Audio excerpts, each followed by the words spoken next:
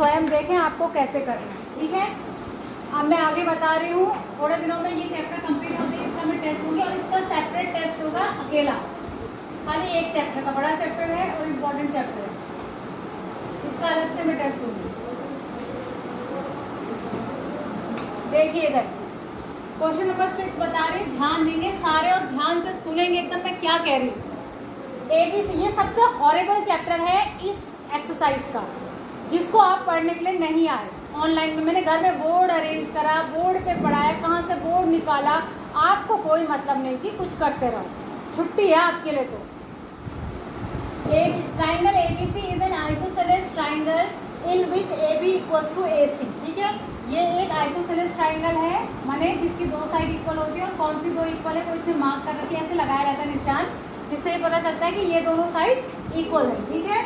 अच्छा, side BA is produce to D, और जो BA वाली साइड थी ना ये वाली, इसको हमने आगे बढ़ाया, कहाँ तक आगे बढ़ाया, D तक। कहाँ तक आगे बढ़ाया, D तक, और D तक इस तरीके से आगे बढ़ाया, सच दैट का मतलब होता है इस तरीके से आगे बढ़ाया कि AD जो है AB के बराबर है, जितना ये था उतना ही और आगे बढ़ाया, यानी ये और ये अब 3 बराबर हो गई, ये इसके बराबर थी और इसको इतना आगे बढ़ाया कि ये A से लेके D तक बढ़ाया, और AD इस तरीके से रखा कि वो AB के बराबर हो। क्लियर है सबको? अच्छा, ये फिगर देख लो, show that angle BCD is a right angle. तो आपको ये प्रूव करना है जो BCD एंगल है बेटा, ये वाला ये राइट एंगल है। राइट एंगल का मतलब 90 डिग्री है, राइट एंगल का मतलब 90 डिग्री है, ऐसा आपको प्रूव करना है, ऐसा आपको प्रूव करना है। कैसे प्रूव करेंगे देखिए, कैसे, पहले समझ लीजिए फिर मैं करके बताऊंगी। ये एक आइसोसेलेस ट्राइंगल है, तो इसका मतलब हुआ कि ये इसके बराबर है, ठीक है। तो इसका मतलब हुआ कि अगर मैं इसको x कह दूं तो ये भी कितना है, x है, ठीक हो गया। अच्छा, इसको हमने इतना आगे बढ़ाया है कि ये और ये इक्वल है, तो जब ये और ये इक्वल है तो ये और ये भी तो इक्वल हुए, अरे हुए नहीं हुए, ये इसी के तो इक्वल है, तो ये दोनों भी, तो यानी इस वाला ये वाला ट्राइंगल भी एक तरीके से आइसोसेलेस ही हो गया, ये भी क्या हो गया, आइसोसेलेस ही हो गया नहीं हो गया। तो इसमें भी ये और ये बराबर हो गए, तो मान लिया अगर ये y होगा तो ये भी क्या होगा, y होगा, ठीक है।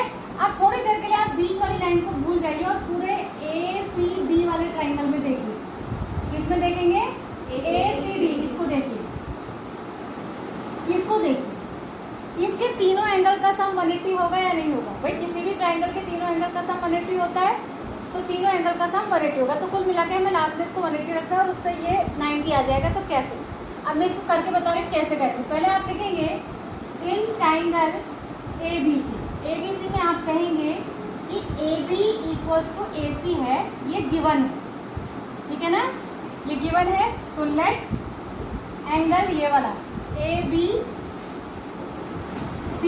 Is equals to angle ACB is equals to x suppose कर लेते हैं, ठीक है।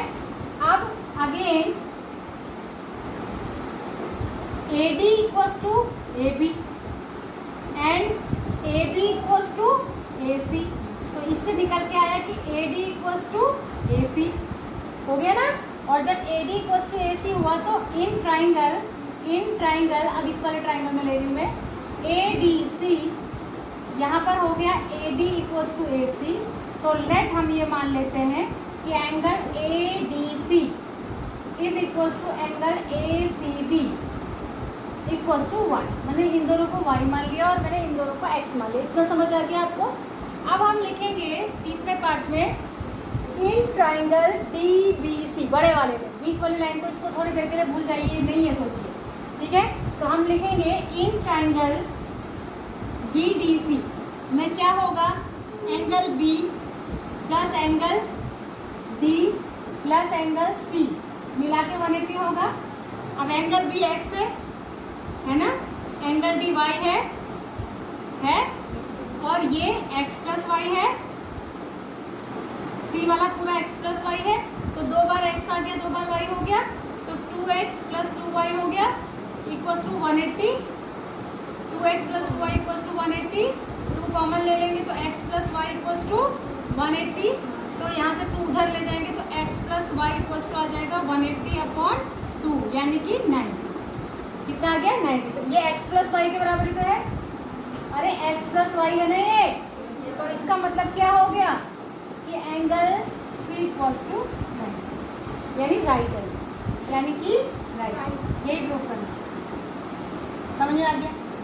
बहुत आसान सा क्वेश्चन है। पहले आप इस ट्राइंगल में कहेंगे कि ये दोनों साइड बराबर हैं, तो ये x, तो ये कुछ ना कुछ मानना पड़ेगा ना, हमें कुछ ना कुछ सपोज करना पड़ेगा कि जिससे लास्ट में हम इसको क्या बता पाएँ, 90 बता पाए। तो मैंने इसको x मान लिया तो इसको भी x। ये कौन सी थ्योरम कहती है? थ्योरम मैंने जस्ट पहले पढ़ाई थी कि किसी ट्राइंगल में अगर दो साइड इक्वल होती है तो अपोजिट एंगल भी इक्वल होते हैं, और अपोजिट एंगल इक्वल होते हैं तो साइड्स भी इक्वल होती है।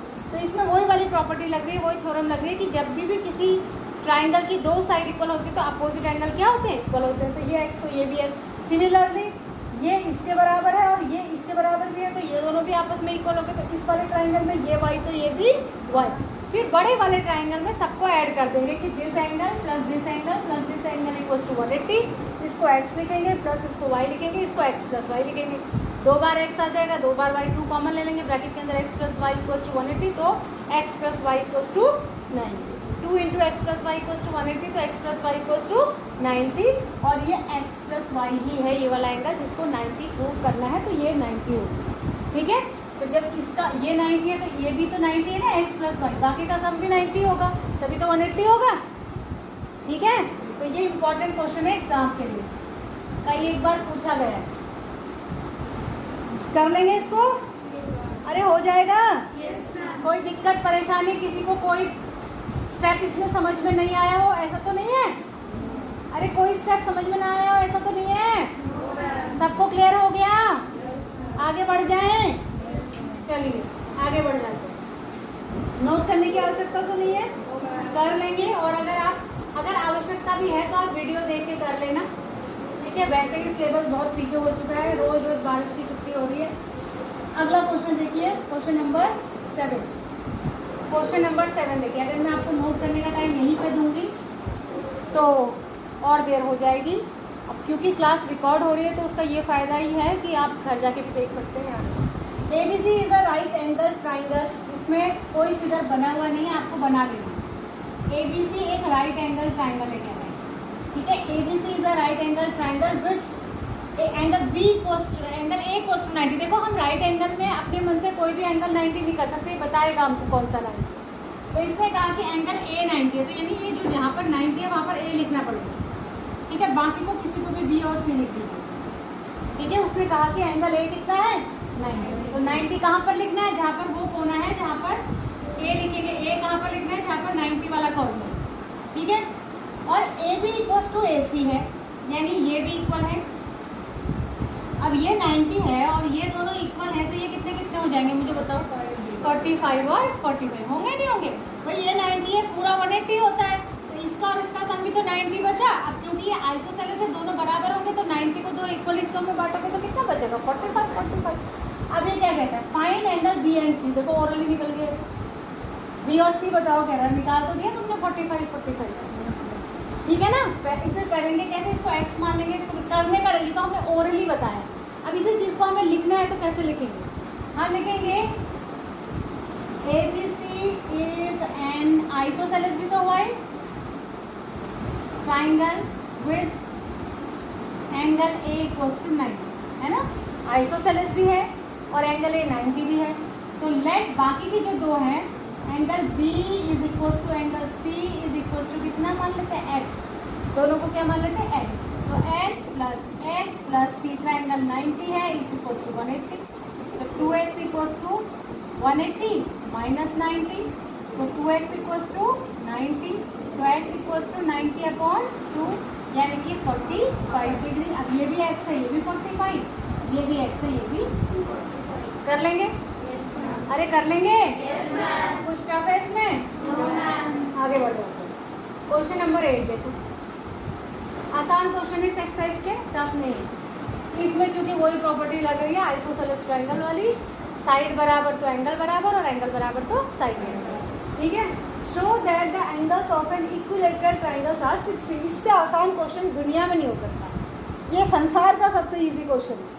ये कह रहा है कि किसी भी इक्विलेटरल ट्रायंगल में तीनों एंगल 60 डिग्री होते हैं, ऐसा प्रूव करिए। क्या दिक्कत है भाई? इक्विलेटरल है तो तीनों साइड बराबर है, इक्विलेटरल उसको कहते हैं जिसकी तीनों साइड इक्वल होती है। अब जब तीनों साइड बराबर हैं तो तीनों एंगल भी तो बराबर है, यानी कि ये जितना होगा उतना ही ये भी होगा, उतना ही ये भी होगा। तो हम क्या कहेंगे, let angle A equals to angle B is equals to angle C equals to X. सबको एक्स मान लो।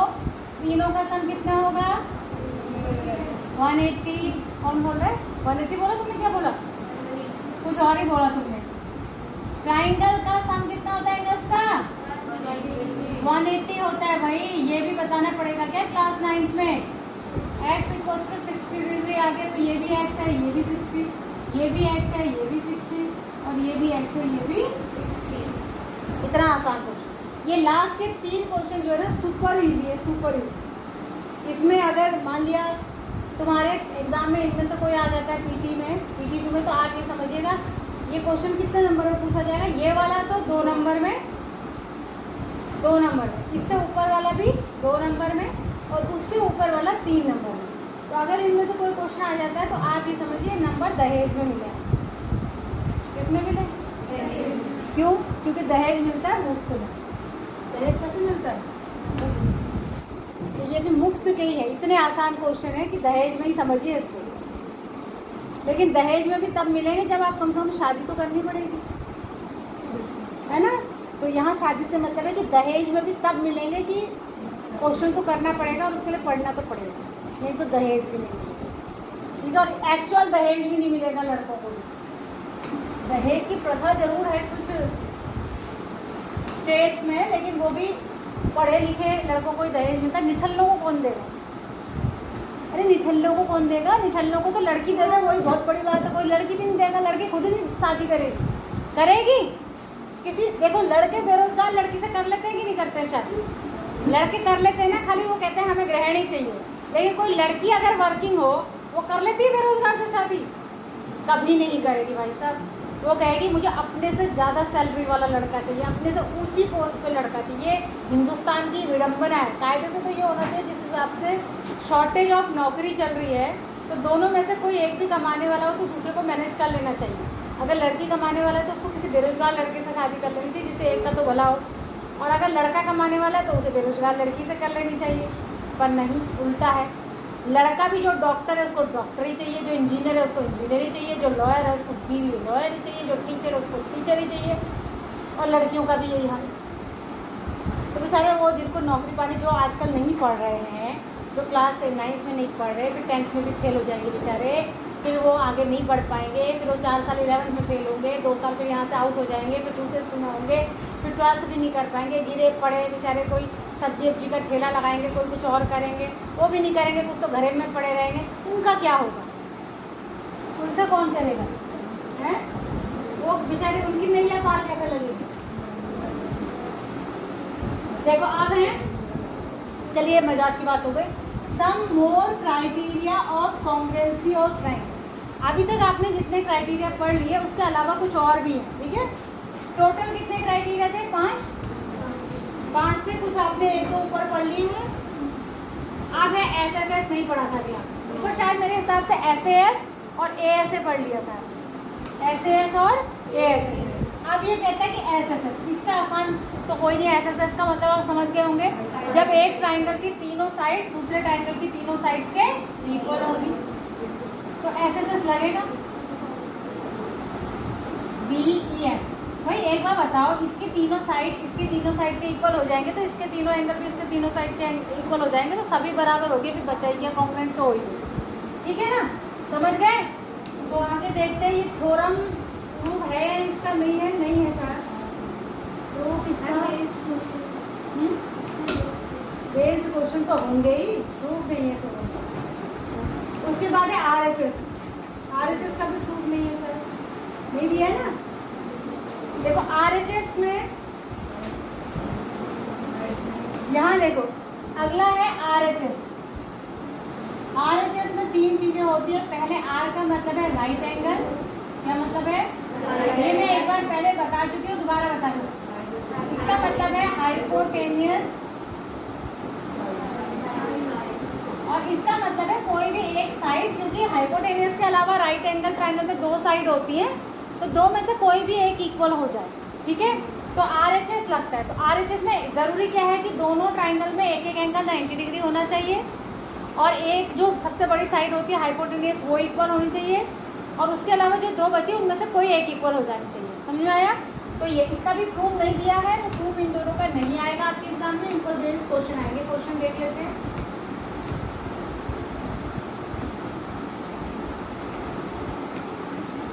ये है एक्सरसाइज नंबर 7.3। अब ध्यान रखेंगे अपने दिमाग में, एक्सरसाइज नंबर 7.3 आपकी बेस्ड होगी दोनों क्राइटेरिया पर, यानी इसमें कुछ क्वेश्चन SSS के होंगे, कुछ RHS के। तो किसी में ये लग रहा होगा, किसी में ये, किसी में दोनों भी लग रहे होंगे। ठीक है, तो मैं यहाँ पर तो फिलहाल ऐसा ही होगा जबकि आप बुक कर रहे हैं। जब एग्जाम में क्वेश्चन आता है कॉन्ग्रुएंट ट्राइंगल से, तो फिर आप पांचों में से कोई भी इस्तेमाल करिए, जो भी आपको लग रहा है कि यहाँ पर अप्लाई हो सकता है, आप कोई सा भी कर सकते हैं। ठीक है, रुद्र है इसका नाम, क्या है? हाँ भावेश, तुम थोड़ा ध्यान दो। ठीक है, क्वेश्चन नंबर 1 देखो।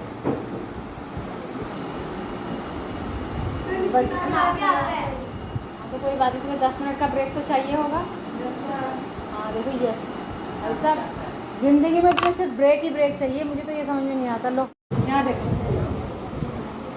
चलिए बस अब ख़त्म हो गया 10 मिनट का ब्रेक, आप थोड़ा सा मोड में आ जाइए पढ़ने के। ठीक है, नई एक्सरसाइज शुरू कर रहे हैं, इसको स्टार्टिंग से देखिए और अच्छे से, कोई बोलेगा नहीं, कोई कहीं और नहीं देखेगा। बच्चों को समझा रहे हैं। कौन से सर? वो म्यूजिक वाले। उनसे कहना भी उनकी मैथ्स की क्लास ट्राइंगल ABC एंड वो आए नहीं बच्चे जिनको बुला रहे हैं। Triangle ABC and DBC are two isosceles triangles, ठीक है, on the same base BC and vertices A and D। ठीक है, कौन कौन से ट्राइंगल कह रहा है? ये 2 ट्राइंगल है कह रहा है। यहाँ देखो, एक तो ये छोटा ट्राइंगल है, आपको दिख रहा होगा ये वाला, है ना? अरे दिख रहा है, और एक ये बड़ा है ये वाला, है ना? दोनों का बेस सेम है, बेस माने जिस पर ये टिके हुए हैं, नीचे वाला बेस दोनों का सेम है कि नहीं है? ठीक है, तो इसने कहा कि triangle ABC and DBC are two isosceles. Isosceles कह रहा है, तो इसकी ये वाली साइड इसके इक्वल होगी और इसकी ये वाली साइड इसके इक्वल होगी। ठीक है, अच्छा, उसके बाद ये कह रहा है on the same side of BC if AD is extended to intersect BC। ठीक है ना, अगर AD को आपने इतना आगे बढ़ा दिया कि ये BC को P पर कट कर दे, AD को आपने इतना आगे एक्सटेंड करा कि ये BC को कहाँ पे कट कर दे? P पर कट कर दे, तो शो दैट पहला triangle ABD is congruent to ACD। यहाँ ध्यान दो, आपको कहीं और ध्यान नहीं देना। क्या पहला प्रूफ करें? इसके 4 पार्ट है, 4 नंबर में आएगा एग्जाम में अगर पूछा जाएगा तो। Triangle ABD is congruent to ACD। हमें जब हम 4 नंबर का क्वेश्चन बनाते हैं तो बड़ा ढूंढना पड़ता है कि कौन सा क्वेश्चन बनाए।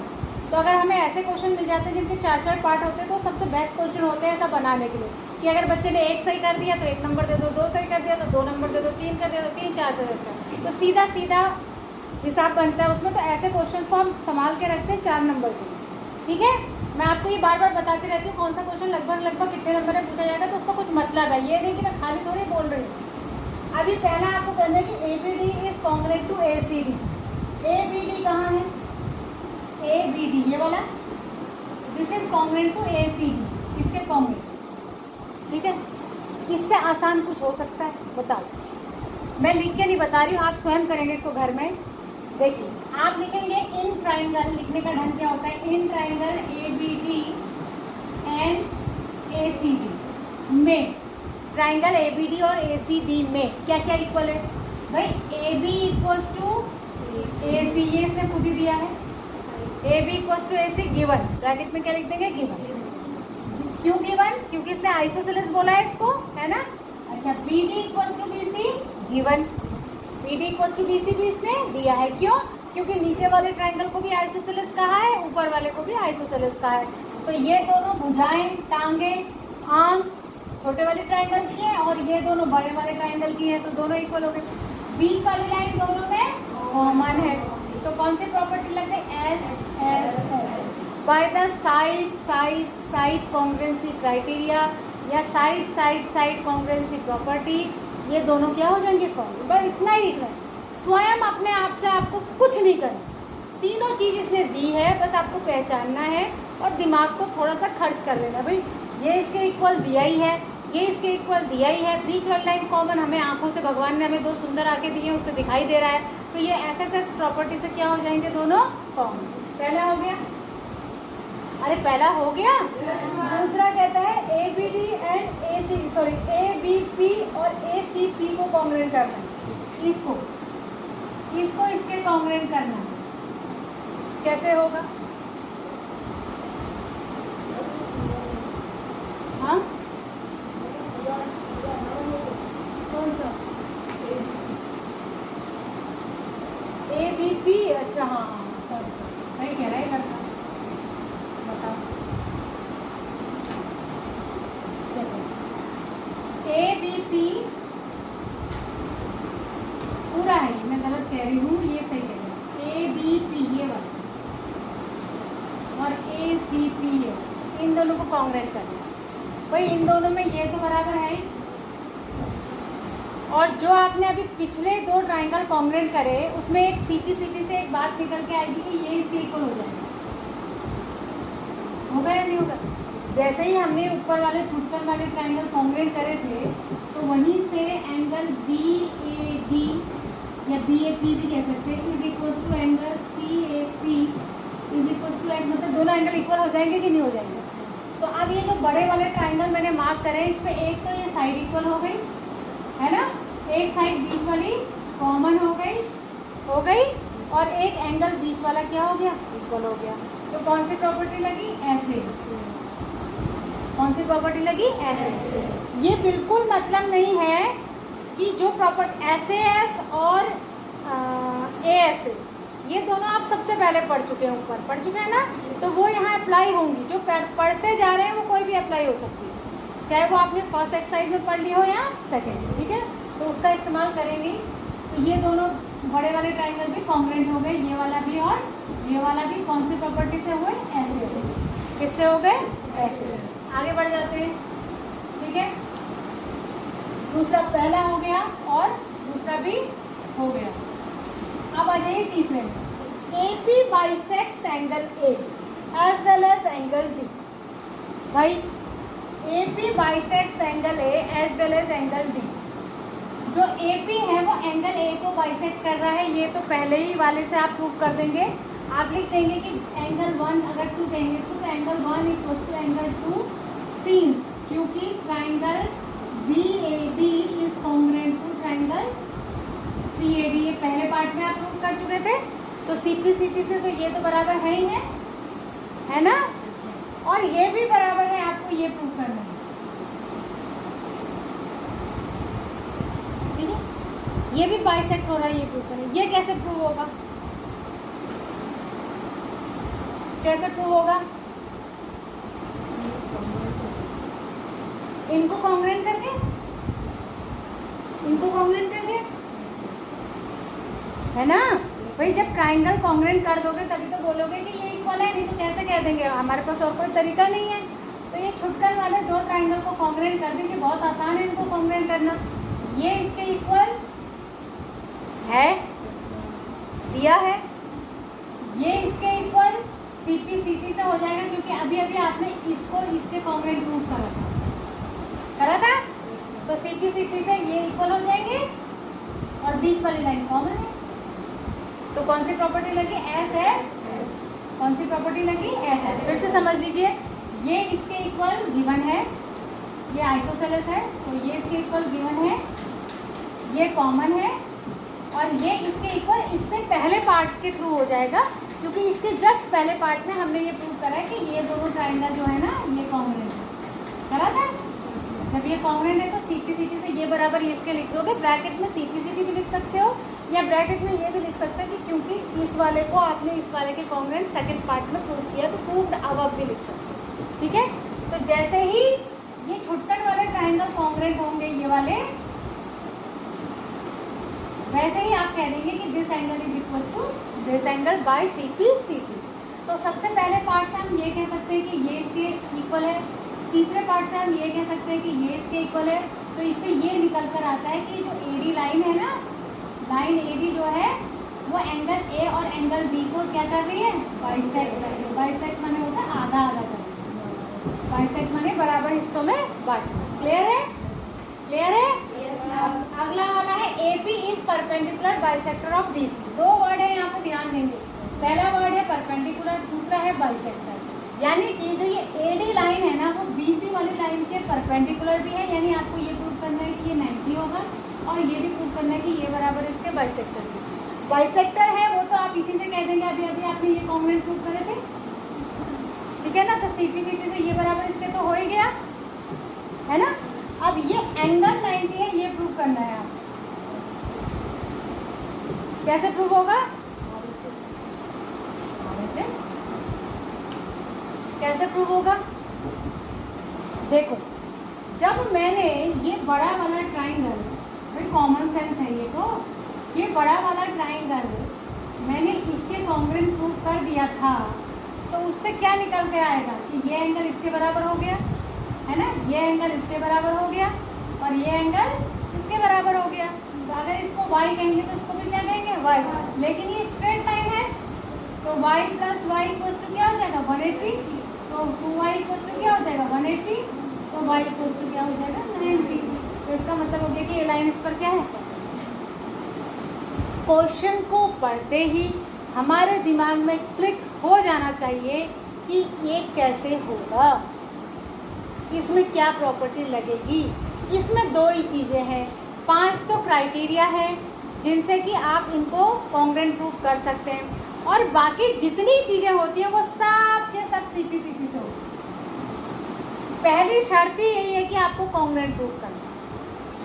अगर एंगल इक्वल कर दो कहेगा तो भी आपके दिमाग में आना चाहिए कि पहले ट्राइंगल कॉन्ग्रुएंट करने पड़ेंगे। अगर साइड इक्वल बता दो कहेगा तो भी आपके दिमाग में आना चाहिए कि पहले ट्राइंगल ही कॉन्ग्रुएंट प्रूफ करने पड़ेंगे। और कोई सा तरीका हमारे पास कोई भी जादू मंतर नहीं है। जैसे ही ट्राइंगल कॉन्ग्रुएंट, हाँ ट्राइंगल कैसे कॉन्ग्रुएंट होगा इसके लिए आप दी गई इन्फॉर्मेशन पे ध्यान देंगे कि क्वेश्चन में क्या क्या इन्फॉर्मेशन गिवन है, पाँचों में से कौन सा क्राइटेरिया लग सकता है और कैसे ये कॉन्ग्रुएंट प्रूफ हो सकते हैं। एक बार अगर ट्राइंगल्स कॉन्ग्रुएंट प्रूफ हो गए तो हमारी सारी परेशानियाँ हल हो जाती हैं, क्योंकि हमारे पास सबसे बड़ा हथियार ये है। ये इसको कहना चाहिए, वो कौन सी होती है, AK-47। कौन सी है ये, AK-47 यही है। क्योंकि CP/CT ये कहता है कि अगर ट्राइंगल कॉन्ग्रुएंट है तो उनके सारे करस्पॉन्डिंग पार्ट और सारे करस्पॉन्डिंग पार्ट इक्वल हो जाते हैं, मैंने एंगल एंगल के इक्वल और साइड साइड के इक्वल। तो कॉन्ग्रुएंट प्रूफ कर देते फिर सारी परेशानियाँ खत्म हो जाएंगी। फिर तो हम डायरेक्ट CP/CT ब्रैकेट में लिखो और कुछ भी लिख दो CP/CT के नाम पर, ये इसके बराबर ये। लेकिन हाँ इसमें ध्यान ये रखना पड़ता है, मान लिया एक ट्राइंगल ये है और एक ट्राइंगल ये है, तो मैं इसी साइड को इसके इक्वल कहूँगी, इसको इसके इक्वल कहूँगी, इसको इसके इक्वल। CP/CT में करस्पॉन्डिंग भी होता है, corresponding sides and corresponding angle, ठीक है। ऐसा जैसा अभी मैंने कहा ना बेटा, ये एंगल इसके इक्वल हो जाएगा, ये इसके इक्वल हो जाएगा, ये इसके, अगर मैं कहूँ ये इसके इक्वल हो जाएगा तो क्या ये सही है, नहीं, करस्पॉन्डिंग वाले ही इक्वल हो, ठीक है। अरे समझ में आया? आगे बढ़ जाते हैं फिर सेकंड क्वेश्चन। बड़ा क्वेश्चन था, बड़ा था, लेकिन बड़े का मतलब ये नहीं है कि टफ था, टफ नहीं, ठीक है। बड़ा देखो क्वेश्चन जब एक्सरसाइज में दिए जाते हैं तो छोटे भी दिए जाते हैं, कुछ बड़े भी दिए जाते हैं, किसी में ज़्यादा वर्क करना होता है, किसी में कम, है ना। एक्सरसाइज ए ज्योति लगातार बोल रही हूँ, मैंने एक बार इग्नोर किया, 2 बार इग्नोर किया, तीसरी बार में टोटल गए। बुक बुक कहाँ है, बुक कहाँ है, भूल गए। छोटी बच्ची हो तुम, क्लास 1 में पढ़ने वाली, जो भूल जाती हो। भूल कैसे जाते हैं, कैसे भूल जाते हैं? Which is our regular work. School के लिए बैग लगाना हमारा एक रेगुलर काम है, खाना खाना एक रेगुलर काम है। अब तुम कहोगे मैं सुबह का नाश्ता भूल गई, दिन का लंच भूल गई, यकीन करेगा इस पर कोई? ऐसे एक्सक्यूज़ देते हो तुम, या फिर इतना छोटा बच्चा हो कि जिसको सेंस ना हो, जैसे क्लास 1 का, LKG का, UKG, वो कहते एक बार तो मैम मैं बुक लाना भूल गया, तो मैं समझ सकती हूँ। किताब लाई नहीं हो, पहली सीट पर बैठी हो और कह रही हूँ मैं भूल गई। मैं भी कहती हूँ बेटा मैं एक क्वेश्चन भूल गई, मुझे नहीं आते ही कराने, चलेगा? अब मुझसे प्रिंसिपल मैम ने बुला के पूछे मैडम आपने आज क्लास क्यों नहीं ली, फॉर एग्जाम्पल वो कहें क्लास क्यों नहीं ली, आज आप 9th क्लास में नहीं गई, मैं कहूँ मैं भूल गई मैम, है। इतना बड़ा डंडा लेके आएंगी, भूल गई। फ्रंट सीट पे बैठी है, मैथ्स में 0 है और भूल गई। कुछ बातों में कैजुअल एटीट्यूड नहीं होना चाहिए, वो हमें बहुत पेन देता है भविष्य में जाकर। जो आज की मस्ती, जो आज का खेलना भी एक, चलो अगर हम दिन का 1/6 भाग खेलने में निकालते हैं, मान लो 24 घंटे का टाइम हमारे पास है, उसमें से 1/6 1/8 पार्ट हम खेलने में निकाल सकते हैं, वो मोर देन एनफ है। वैसे तो 1/12 होना चाहिए, ठीक है। मतलब 24 घंटे के दिन में आप 2 घंटा खेल रहे हैं तो बहुत ज़्यादा है। लेकिन अगर हम ये चाहें कि 12 घंटे का दिन हमारे पास है, 12 घंटे की रात है, 12 घंटे कोई नहीं सोता है, लोग 8 घंटे मैक्सिमम सोते हैं, 16 घंटे लगा ली जाते हैं। अब 16 घंटे में से अगर हम ये कहें कि हम 8 घंटा खेलेंगे, तो फिर या तो आप स्पोर्ट्स में जाइए, वहीं कुछ आउटपुट निकलना चाहिए। मतलब you are killing the time. आप तब समय बर्बाद कर रहे हो जब आपका आपका सारा भविष्य आपके आगे है। कैसे कर सकते हैं इतना समय की बर्बादी? समय निकल रहा है, उसको वापस पाने का कोई तरीका नहीं। हर चीज़ वापस हो सकती है, समय तो बिल्कुल नहीं हो सकता। आपकी उम्र, आपका समय एक दिन करके जा रहा है, वो वापस नहीं आएगा। आप क्लास 9th में इस साल दोबारा नहीं हो सकते, होंगे तो फिर फेल होके नेक्स्ट ईयर होंगे दोबारा। अब आप ये सोचें कि 4 महीने बैक करके वापस अप्रैल में चले जाएं, तो वो नहीं होगा। तो इतना कैजुअल एटीट्यूड अपने भविष्य को लेके, अपने करियर को लेके नहीं होना चाहिए। सब कुछ करिए, लेकिन वहाँ तक जहाँ तक आपकी पढ़ाई ख़राब ना हो, आपका फ्यूचर ख़राब ना हो, आपकी इंपॉर्टेंट चीज़ें मिस ना, उतना ही करें। जैसे हाँ, अगर आप मोबाइल यूज़ करें, वैसे तो मोबाइल सबसे ज़्यादा ख़राब चीज़ है अभी के लिए। आपकी मेंटल हेल्थ भी ख़राब कर रहा है, फिजिकल हेल्थ भी ख़राब कर रहा है, आईसाइट भी वीक कर रहा है, दिमाग को भी स्लो कर रहा है। लेकिन फिर भी बहुत सारी चीज़ें आजकल ऑनलाइन देखने की ज़रूरत होती है, तो अगर आप यूज़ करें तो मिनिमम, कम से कम रात भर अंधेरा करके मोबाइल में लगे रहने का, तो बहुत ख़राब चीज़ है, बहुत ख़राब। अभी समझ में नहीं आ रहा है, और जब तक समझ में आता है ना, तब तक बहुत समय निकल जाता है और फिर कुछ नहीं रहता आगे, कोई नहीं पूछता। मैं एक बात बता रही हूँ, एक टाइम के बाद जब आप 25, 26, 27 की एज में आ जाएंगे, बहुत लंबी जर्नी नहीं है, अभी 10 साल बाद की बात होगी आपके लिए।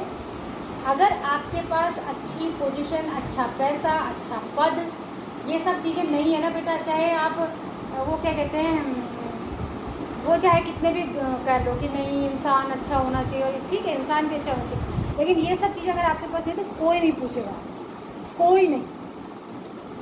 मैं लिख के दे, सब लोग उसी चीज़ को, आप अच्छे कितने भी हैं, अगर आपके पास देख रहे हो इतने गरीब लोग होते हैं जिनके पास एक टाइम को खाने को नहीं होता, बहुत लोग ऐसे जो बहुत अच्छे हैं, उनकी बदकिस्मती है कि मतलब वो कुछ ऐसे दौर से गुजरे। कौन पूछ रहा है उनको?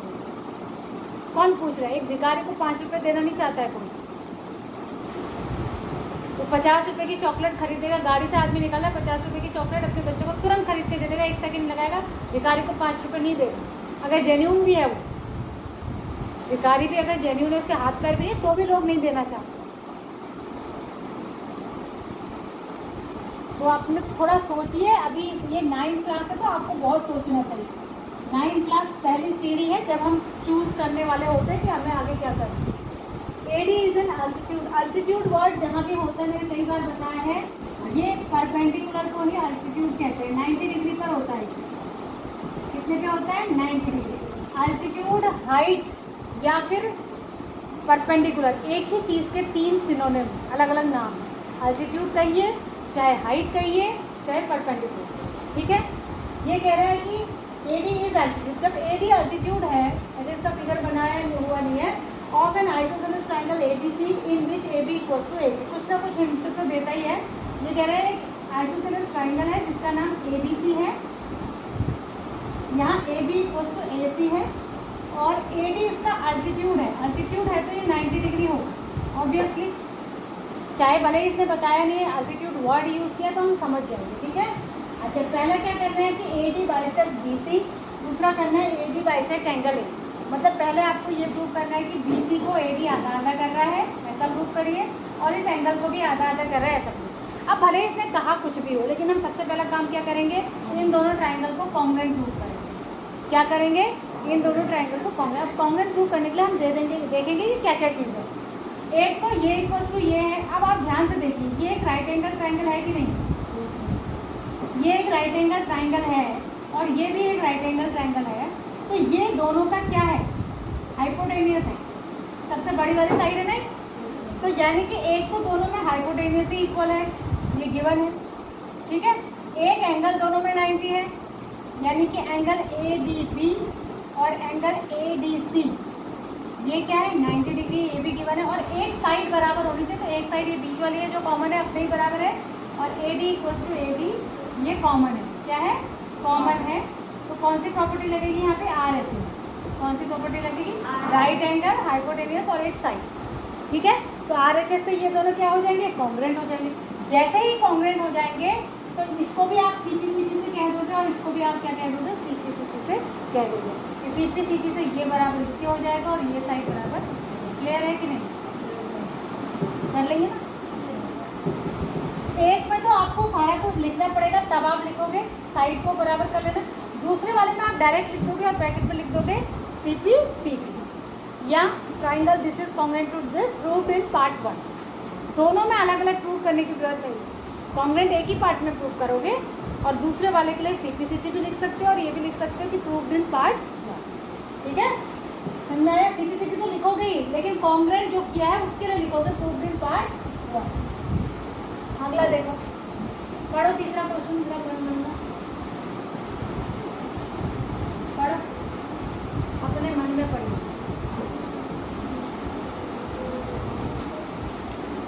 क्वेश्चन पढ़ते ही आंसर आपके दिमाग में क्लिक होना चाहिए। Two sides AB and BC, इसका फिगर बना हुआ है 7.4, ये रहा। Two sides AB and BC and median AM of one triangle ABC are respectively, respectively का मतलब क्या हुआ कि AB जो है वो PQ के इक्वल, BC जो है वो QR के इक्वल, और मीडियन जो AM है वो PN के इक्वल। ये हुआ इसका, पहला वाला पहले के, दूसरा वाला दूसरे के और तीसरा वाला तीसरे के, ठीक है। तो यानी ये इसके इक्वल गिवन है, ये इसके इक्वल गिवन है, और ये इसके इक्वल गिवन है, ठीक है। और जो आपकी AM और PN है ये मीडियन है, क्या है, मीडियन, ठीक है। क्या है, मीडियन। मीडियन हमेशा मिड पॉइंट पे टच करती है, ये मिड पॉइंट है, कहाँ टच करती है, तो उसका दूसरा मतलब ये भी हुआ कि ये आपस में ये दोनों बराबर होंगे और ये दोनों बराबर, और ये पूरी साइड जो है वो इस पूरे के इक्वल है, ठीक है। अब आपको प्रूफ क्या क्या करना है, पहला करना है ABM is congruent to PQM, ABN ये और PQM ये, ठीक है। तो पहले तो आप लिखोगे इन ट्राइंगल दिस एंड दिस, ठीक है। पहले सीधे बैठो, प्रतिभा को नींद है, सीधे बैठो। देखो बेटा, केवल आप थकते हैं ऐसा नहीं, जो आपको सामने पढ़ा रहा होता है ना वो भी थकता है।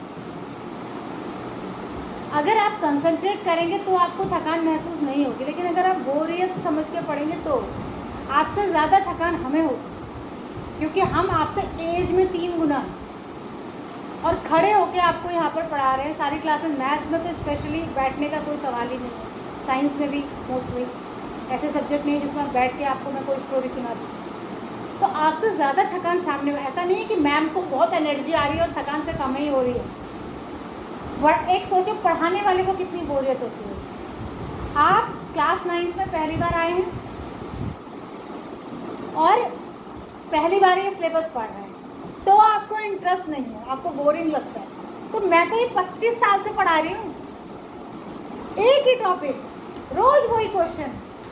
अभी तो सेक्शन एक ही है, 2 सेक्शन में तो दोनों में वही चीज़, रोज डेली, तीनों में काशीपुर थी, वहाँ 3 सेक्शन थे, वही अभी पहले सेक्शन में पढ़ा के आई, वही दूसरे में वही थी। सोचो आप 25 साल तक एक ही काम कितनी बार कर सकते, कितना मेरे लिए कितना बोरिंग होगा।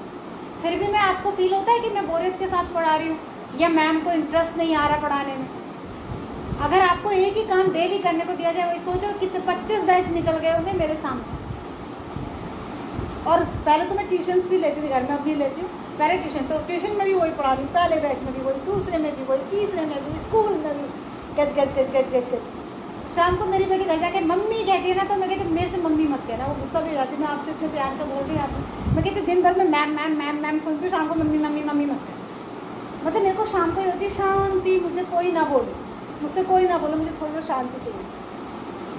तो सोचो, जो आप पहली बार कर रहे हो, आपको इतना बोरिंग लग रहा है, तो जो उसी चीज़ को डेली पढ़ा रहा है 25 ईयर्स लगभग से, उसको कितना बोरिंग। और अगर ऐसी बोरियत 25 साल की बोरियत में आपको यहाँ दिखाने लग जाओ तो आप भाग जाओगे क्लास छोड़ के। ठीक है, तो ऐसा नहीं है कि आपको तो इंटरेस्ट आना चाहिए, आप पहली बार पढ़ रहे हो, नया टॉपिक है आपके लिए, आपको एक ही क्लास में रिपीट कर दिया जाए 25 साल तक, 9th में सेम वही पढ़ना है 25 ईयर्स तक, पढ़ लोगे? भाग जाओगे यहाँ से, छोड़ के घर बार संन्यास ले लोगे। ठीक है, देखो, तो ABM और PQM को आपको प्रूव करना है कि कॉन्करेंट है। तो आपको दिख रहा होगा, एक तो ये साइड बराबर है, दिख रहा है ना, और एक ये साइड बराबर है, ये भी इसको यही रखा है, ठीक है ना, और तीसरी ये बड़ी वाली साइड बराबर है। भाई एक बार बताओ, जब ये पूरी, मान लीजिए ये 4 है, ये भी 4 है, तो पूरी पूरी बराबर है, तो इनका आधा आधा बराबर नहीं होगा क्या? भाई BM जो है वो BC का आधा है, और QN जो है वो QR का आधा है, और BC और QR बराबर है, तो उनका हाफ हाफ भी तो इक्वल ही होगा। तो तीसरी चीज़ ये इक्वल हो गई इसके, तो कौन सी प्रॉपर्टी लगी? SS। कौन सी प्रॉपर्टी लगी? SS। मैं आपको हर क्वेश्चन बेटा लिख के नहीं बता रही, उसका कोई सेंस नहीं, आपको खुद आना चाहिए लिखने का। सब में एक ही मेथड होता है, in triangle this and this, पहले सबसे ऊपर लिखा जाता है इन ट्राइंगल। जैसे मैं लिखूंगी तो मैं लिखूंगी in triangle ABM and PQM। ये मुझे इसलिए लिखना है क्योंकि कोई मेरी कॉपी चेक करेगा तो उसको कैसे पता चलेगा कि मैं किन दो ट्राइंगल की बात कर रही हूँ और किस में मैं ये इक्वल बता रही हूँ। तो सबसे पहला सेंटेंस आता है in triangle this and this, फिर हम लिखते हैं this is equals to this, bracket में ज्योमेट्री में आप जो भी कुछ करेंगे उसका ब्रैकेट में कारण लिखना बहुत ज़रूरी है। तो जैसे आप लिखेंगे this is equals to this, bracket में लिख देंगे गिवन। जैसे लिखेंगे this is equals to this, bracket में लिख देंगे गिवन। और जैसे लिखेंगे BM इक्वल्स टू QN, तो ब्रैकेट में लिखेंगे क्योंकि BC इक्वल्स टू QR, तो therefore half of BC is equals to half of QR। ये पूरा आपको ब्रैकेट में ही लिखना पड़ेगा। आप लिखेंगे सिंस क्योंकि BC इक्वल्स टू QR है, इसलिए हाफ ऑफ BC किसके इक्वल होगा? हाफ ऑफ QR के, और हाफ ऑफ BC को भी आप क्या कह रहे हैं? BM, और इसको आप कह रहे हैं QN। ये सब आपको ब्रैकेट में लिखना पड़ेगा, ठीक है। फिर ऐसे ये दोनों क्या हो जाएंगे? कॉमन। और ये दूसरा पार्ट है triangle ABC is congruent to PQR। ABC is congruent to PQR, यानी बड़े वाला ट्राइंगल। बड़े वाले में क्या दिक्कत है? ये तीसरी साइड पे इक्वल दी नहीं है, दी है नहीं। अब ये वाला तो ये वाली साइड पे इसके इक्वल है, इसमें हमें कोई दिक्कत नहीं है, ठीक हो गया। ये वाली साइड भी इसके इक्वल है, कोई दिक्कत नहीं है, ठीक हो गया। तीसरी क्या चीज़ इक्वल होगी? तीसरी साइड तो इक्वल है नहीं और हम उसको बता भी नहीं सकते कि इक्वल है कि नहीं, ठीक है। लेकिन जो हमने छुटकन वाले ट्राइंगल अभी थोड़ी देर पहले कॉन्ग्रुएंट प्रूव करे, इससे हमारे पास एक चीज़ आ जाएगी कि angle B equals to angle Q। आएगा कि नहीं आएगा? CPC भाई जब भी ना 2-3 पार्ट वाला क्वेश्चन होता है तो ये मान के चलिए कि पहले पार्ट का कुछ ना कुछ यूज सेकंड में होगा, ठीक है। पहले वैल्यू पहले पार्ट का कुछ ना कुछ यूज किसमें होता है? सेकंड में होता है। तो पहले पार्ट से हमें मिल गया कि angle B equals to angle Q, तो ठीक हो गया। साइड ये इसके इक्वल, ये इसके इक्वल, एक एंगल इक्वल। कौन सी प्रॉपर्टी लगी? ऐसे है साइड एंगल साइड, और इससे कॉन्ग्रुएंट। क्लियर है? अरे क्लियर है? आगे बढ़ जाएं। देखो आज मैंने कितना सारा पढ़ा दिया, आज बच्चे नहीं है तो फिर मैं पढ़ा रही हूँ। अब मैं इसको दोबारा नहीं पढ़ाऊंगी, इसको पढ़ना होगा वीडियो देखो। इस क्वेश्चन का आप मुझे फिगर बना के दिखाइए। चौथे क्वेश्चन का फिगर बनाइए जरा, देखो मैं क्वेश्चन को पढ़िए और इसका फिगर बनाइए, देखो कितने बच्चे ठीक बनाते हैं।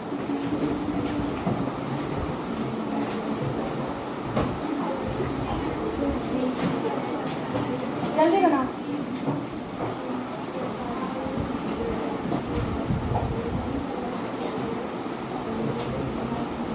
जल्दी बनाइए, फिर मैं बनाऊंगी अगर आपसे नहीं बनेगा, क्योंकि मैं थक गई।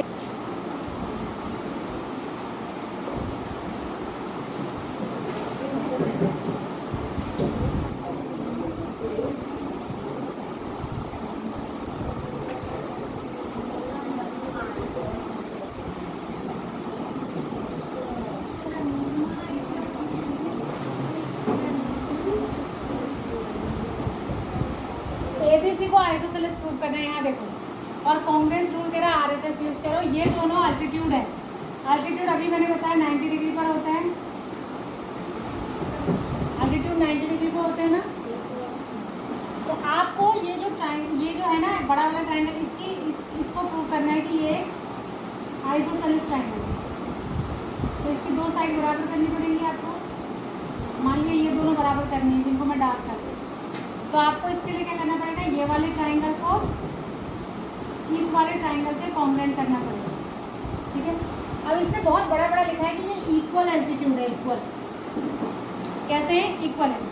तो एक तो यही हो गया कि एल्टीट्यूड ये वाला और ये वाला इक्वल है, तो ये दोनों साइड है, तो एक तो साइड बराबर हो गई, कौन सी वाली, CF इक्वल्स टू B। दूसरा angle F equals to angle E equals to 90 degree हो गया, ठीक है। तीसरा क्या इक्वल होगा, अच्छा ये कह रहा RHS रूल यूज करो,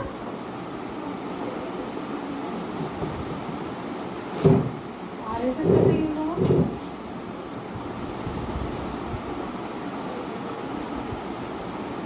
अच्छा RHS यूज करना है बेटा, ये भी ध्यान देना है। ये हो ऐसे भी जाएगा AAS से, एंगल साइड से, लेकिन अगर नहीं जी RHS यूज करो तुमको।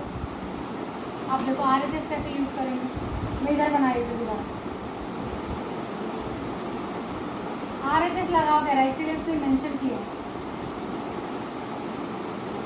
देखो RHS के लिए आपको ये वाले ऊपर वाले नहीं, ये वाले ट्राइंगल लेने चाहिए, एक ये वाला और एक ये वाला, दोनों में देखो एक तो 90 हो गया, ठीक है, एक ये एल्टीट्यूड बराबर ही है, ठीक है, और एक ये दोनों का हाइपोटेन्यूज यही है, BC equals to BC common, तो BC इक्वल्स टू BC एक हो गया, angle E equals to angle F 90 degree ये दूसरा हो गया, और altitude B equals to CF हो गया, RHS लग गया।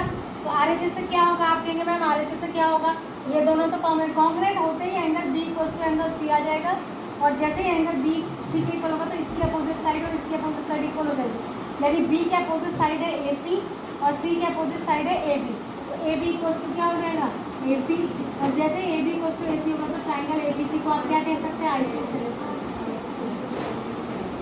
कर लेंगे। इसका मात्र एक क्वेश्चन बचता है जिसको आप स्वयं करेंगे, और अगर नहीं होगा तो मैं बताऊंगी। एंड 5 वाले क्वेश्चन को आपने खुद करना है, it is homework for you, नहीं आएगा तो मैं बता दूँगी, ठीक है।